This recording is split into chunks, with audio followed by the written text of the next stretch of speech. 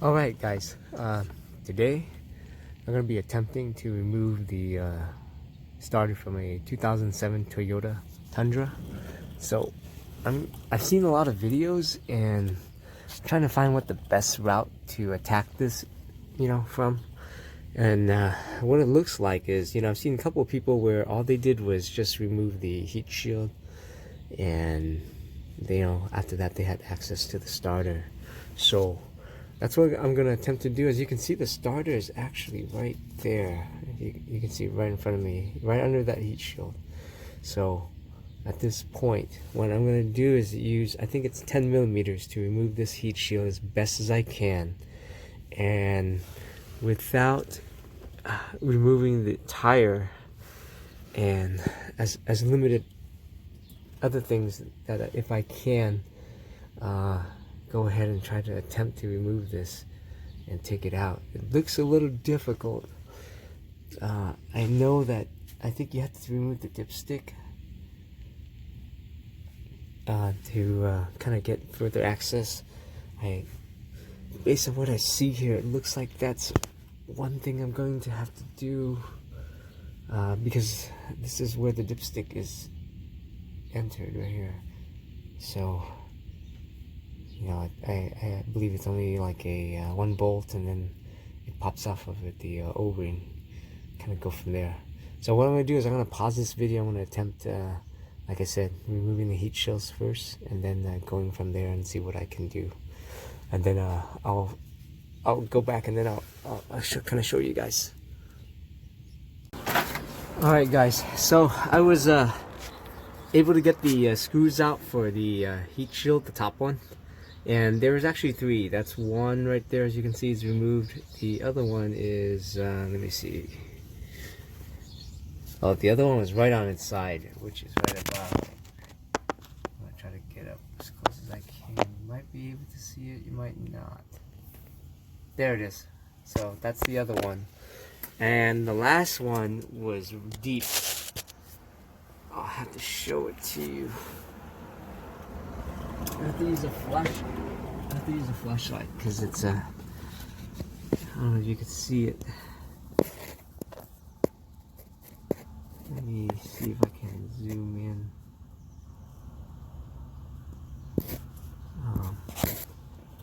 Even though zooming in is kind of difficult, but I can kind of angle it in a way. So let me see. I wanted to really show you because this is the hardest one.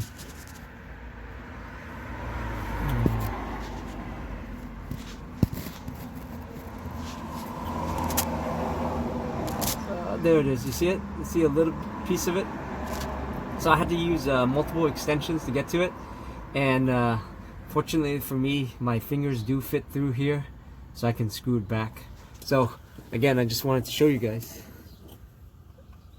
I'm trying to find the way that is this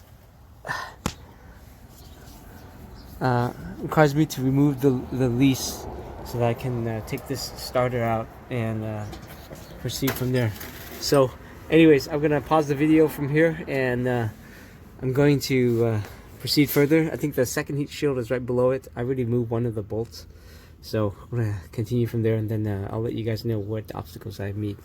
Again, I'm trying to do this without having to remove too many things. So who knows how long this is going to take. So, but I'll kind of give you an estimate. Alright. Alright guys, so I'll tell you one thing. This is pain in the butt kind of job to do. So I believe there's two bolts that hold the starter.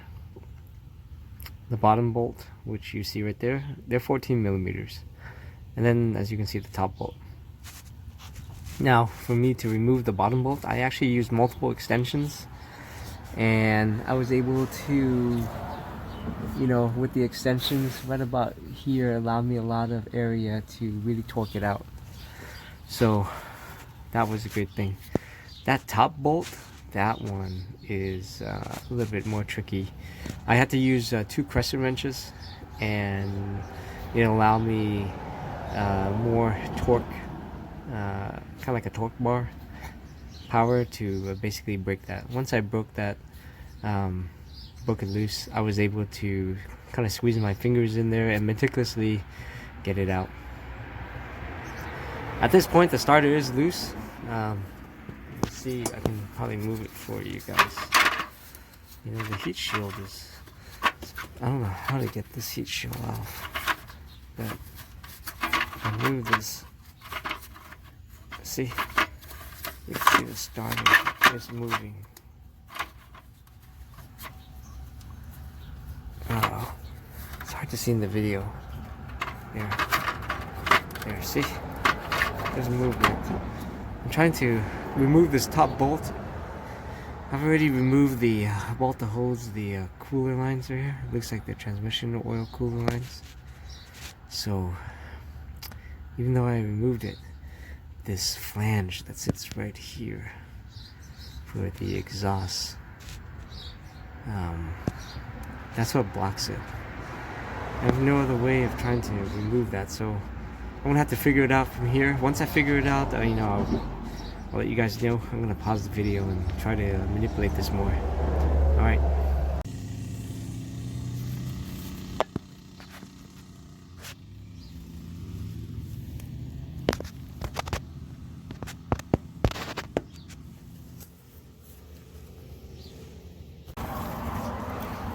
Okay guys, so finally managed to get that heat shield out. Now, a couple of things I had to do is, as you can see, the oil dipstick. It is connected by an O-ring. It is kind of difficult to pull. What I did was I went ahead and on the very top end, from the top down, under the hood, what the dipstick is, you'll see right next to it is a 10mm bolt. It's from the upside, so I'm not going to show it for you here. You'll be able to see it. Now, I had a hard time trying to get that heat shield out, the one that covers the starter. So what I did was I went ahead and I jacked it up a little. Apparently, by jacking it up, it did allow for some clearance. Now, it looks like it should be able to drop out. At this point, what I'm going to try to do is disconnect some of those lines. So I've already disconnected the battery from the beginning, and then we'll kind of go from there. So I would recommend, after you do this, to change the oil. You know, you never know what kind of debris falls in there. The last thing you want is, you know, some bad stuff. Okay, I'm gonna basically pause it for now and proceed from there. Okay folks, so I should have video recorded it, but I was kind of in the middle of the moment. So anyways, the battery cable, there's two. You're gonna have to pry open the cap on the black one. You can see it right there.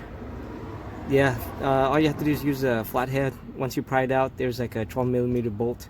Unbolt that, and then there's also a pigtail, which you see right there. That pigtail you just snap off. And well, not snap it off, but you know, you can just wiggle it and it should come out.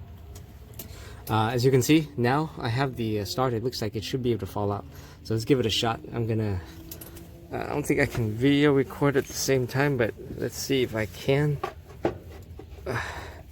Looks a little difficult, so I'm gonna pause it and then we'll see if I can wiggle it out. Alright guys, so basically I was able to wiggle it out, the starter, from this opening right here. So now to put this, the new starter back in, it's basically the same. Gonna wiggle everything back in and start the reverse process of what I talked about. So again, all of these things will have to go back in. So hopefully this helps anybody in the future with regards to doing the starter replacement. So it's really not that hard, and you don't really have to take out a lot of stuff, which I did not. So alright, I guess this is another episode of Now You Know for 2007 Toyota Tundra starter replacement. Have a great day, folks.